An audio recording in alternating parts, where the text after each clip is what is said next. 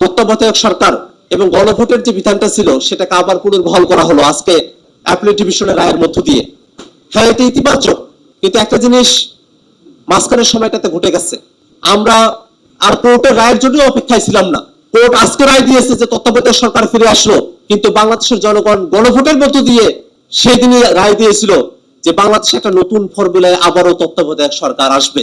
Court আজকে রায় দিয়েছে যে গণভোট আসলো, কিন্তু বাংলাদেশের জনগণ ওই 12ই ফেব্রুয়ারি গণভোটে তারা রায় দিয়েছিল যে সংবিধানে গণভোটের যে বিধানগুলো আছে সেটাকে যুক্ত করা হোক।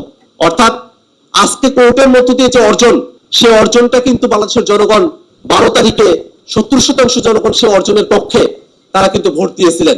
আমরা আর কোর্টের মুখাপেক্ষী ছিলাম না, আমরা জনগণের কাছ থেকে রায় দিয়ে এসেছি। আমাদেরকে আবার কোর্টের মুখাপেক্ষী করার যদি চেষ্টা করা হয়, যদি জনগণের রায়কে কোর্টের মুখাপেক্ষী করার চেষ্টা করা হয়, সেটা বাংলাদেশের জন্য ভালো কোনো ফল বয়ে দিয়ে আসবে না। আমরা এই কোর্টের রায়ের প্রতি ইতিবাচক, কিন্তু আমাদেরকে এই কোর্টের রায়ের থেকেও জনগণের যে রায়, সেই রায়ের দিকে আমাদেরকে লক্ষ্য রাখতে হবে। জনগণের রায়ের মধ্য দিয়ে যে নতুন বাংলাদেশের স্বপ্ন আমরা দেখেছি, সেই বাংলাদেশ প্রতিষ্ঠিত হবে, সেই আশাবাদ ব্যক্ত করে আজকের এই অনুষ্ঠানে আপনারা যারা উপস্থিত হয়েছেন সকলকে ধন্যবাদ জানিয়ে চ্যানেল বি প্লাস, নতুন সূর্যোদয়, নতুন বাংলাদেশ।